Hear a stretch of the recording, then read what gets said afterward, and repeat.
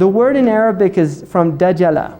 It means to smear a camel with tar, smearing the part that is mangy or scabious. So it has the idea of hiding illness or sickness, covering it over with a black pitch.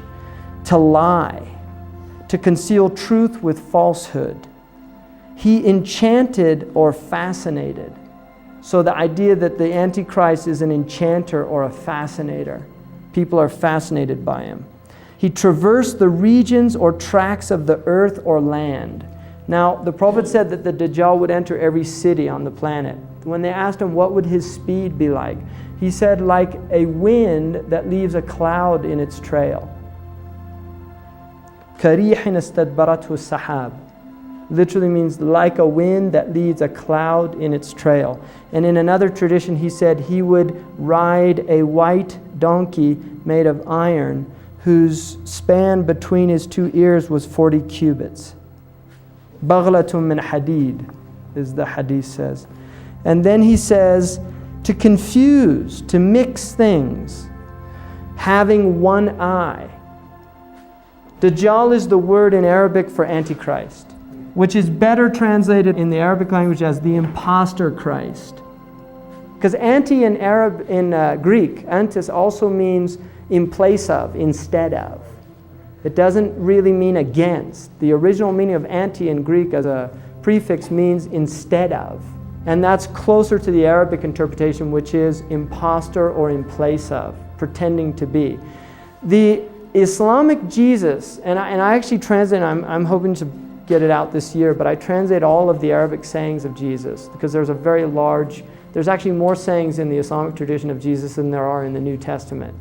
And most of them deal with the dangers of the world, of materialism. So I find it really interesting that the whole thrust of the Islamic Jesus is salvation through giving up material wants. And the idea of an Antichrist is salvation through desire of material goods, that it is material goods that will make you happy, that is material goods that will save you. So I think there's a very materialistic element in here. And also the idea of being one-eyed is that part of binocular vision is depth perception, which you lose with one eye.